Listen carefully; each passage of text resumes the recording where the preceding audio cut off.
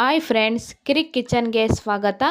ಇವತ್ತಿನ ರೆಸಿಪಿ ಬಂದು ಕರ್ಮೀನಿನ ಹುಳಿ. ಸಿಂಪಲ್ ಆ್ಯಂಡ್ ಈಸಿಯಾಗಿ ಟೇಸ್ಟಿಯಾಗಿರುತ್ತೆ. ಅದಕ್ಕೆ ಬೇಕಾಗಿರುವ ಇಂಗ್ರೀಡಿಯೆಂಟ್ಸ್ ನೋಡ್ಕೊಂಡು ಬರೋಣ ಬನ್ನಿ. ನಾನಿಲ್ಲಿ 2 ಈರುಳ್ಳಿನ ಕಟ್ ಮಾಡಿ ಇಟ್ಕೊಂಡಿದ್ದೀನಿ. ಸಾಂಬಾರು ಪುಡಿ ತೊಗೊಂಡಿದ್ದೀನಿ. 3/4 ಕಪ್ ಆಗುವಷ್ಟು ತೆಂಗಿನ ತುರಿನ ತೊಗೊಂಡಿದ್ದೀನಿ. 4 ಟೊಮೊಟೊನ ತೊಗೊಂಡಿದ್ದೀನಿ.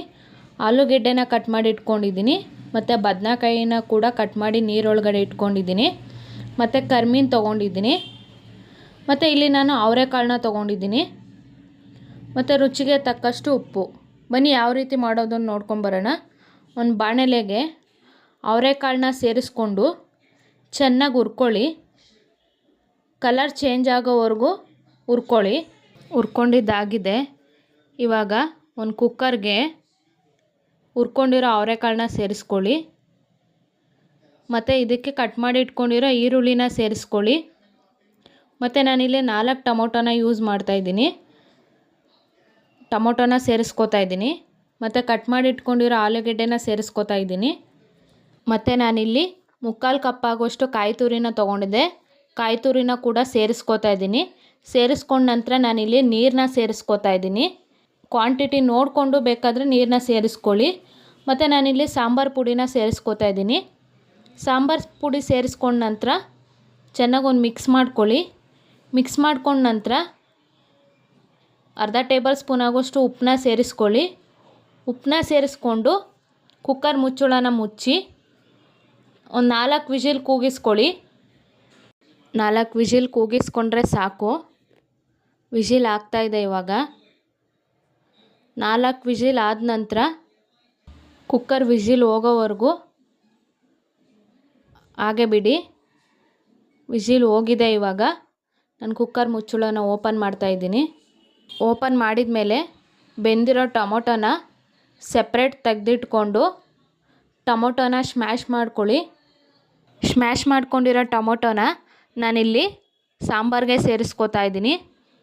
ಸಾಂಬಾರಿಗೆ ಸೇರಿಸ್ಕೊಂಡ ನಂತರ ನಾನಿಲ್ಲಿ ಆಲ್ರೆಡಿ ಕಟ್ ಮಾಡಿ ಇಟ್ಕೊಂಡಿರೋ ಬದನೆಕಾಯಿನ ಕೂಡ ಸೇರಿಸ್ಕೋತಾ ಇದ್ದೀನಿ. ಸೇರಿಸ್ಕೊಂಡ ನಂತರ ಬೇಯೋದಕ್ಕೆ ಬಿಡಿ. ಬದನೆಕಾಯಿ ಬೇಯ್ತಾ ಇರಲಿ. ಇವಾಗ ಒಂದು ಬಾಣಲೆಗೆ ತಗೊಂಡಿರೋ ಕರ್ಮೀನ ಸೇರಿಸ್ಕೊಳ್ಳಿ. ಸೇರಿಸ್ಕೊಂಡು ಹುರ್ಕೊಳ್ಳಿ. ಕಲರ್ ಚೇಂಜ್ ಆಗೋವರೆಗೂ ಕರ್ಮೀನ ಹುರ್ಕೊಳ್ಳಿ. ಹುರ್ಕೊಂಡಷ್ಟು ಸಾಂಬಾರು ಟೇಸ್ಟಿಯಾಗಿರುತ್ತೆ. ಸ್ವಲ್ಪ ಹುರ್ಕೊಂಡಿದ್ರೂ ಅದ್ರ ಟೇಸ್ಟ್ ಬೇರೆ ಥರ ಇರುತ್ತೆ.